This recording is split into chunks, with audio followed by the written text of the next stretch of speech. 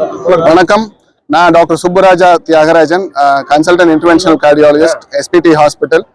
இன்னைக்கு இந்த உலக இருதய தினத்தை முன்னிட்டு நம்ம ரோட்டரி கிளப் டிஸ்ட்ரிக்ட் 3201 மற்றும் 18 கிளப் ரோட்டரி கிளப் இணைந்து இப்படி ஒரு மினி மேரத்தான் பல்ஸ் ஹார்டத்தான் சொல்லிட்டு ஒரு ஈவெண்ட் ஆர்கனைஸ் பண்ணியிருக்கோம்.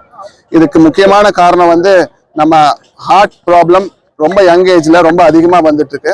இந்த யங் ஏஜுக்கு வர்றதுக்கு காரணம் lack of physical activity, life style modification பண்ணாதனால நிறைய நோய்கள் வருது.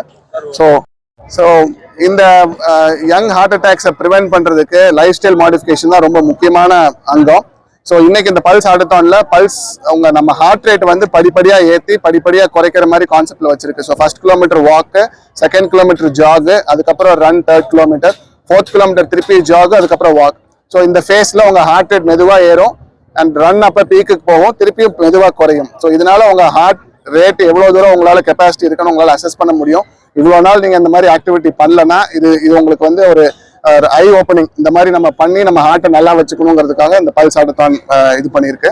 அண்ட் முக்கியமா இந்த ஏஜ் 20ல இருந்து 40 இயர்ஸ்க்குள்ள ரொம்ப அதிகமான ஹார்ட் அட்டாக், ஆல்மோஸ்ட் ஒருத்தர் 5 பேர்ல ஒருத்தர் வந்து டெத் ஆகிறவங்கள 40 வயசுக்குள்ள இருக்காங்க இப்ப இருக்கிற கரண்ட் ஸ்டாட்டிஸ்டிக்ஸ். ஸோ அதனால இந்தியாவில் வந்து நம்ம heart attack, heart related disease ரொம்ப அதிகமாகிட்டு இருக்கு.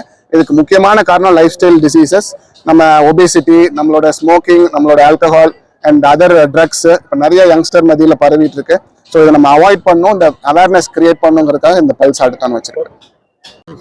எஸ்பிடி ஹாஸ்பிட்டல்ஸ் கூட சேர்ந்து ரோட்டரி கிளப்ஸ், கோயம்புத்தூர்ல இருக்கக்கூடிய ரோட்டரி கிளப்ஸ் வந்துட்டு இந்த அவேர்னஸ் ப்ரோக்ராமை நடத்துறாங்க. ரோட்டரியோட உன்னதமான நோக்கமே என்னன்னா டிசீஸ் பிரிவென்ஷன்.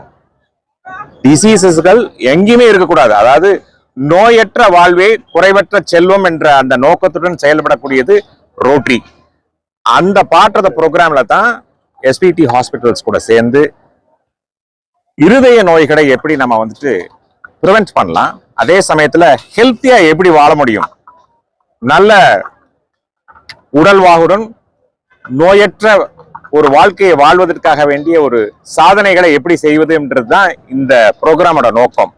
அதுக்கு நாங்க ரோட்டரி கிளப்ஸ், எஸ்பிடி ஹாஸ்பிட்டல்ஸுடன் இணைந்து செயலாக்கம் செய்யக்கூடிய ப்ரோக்ராம் தான் இன்றைய காலை நாம பார்த்தது.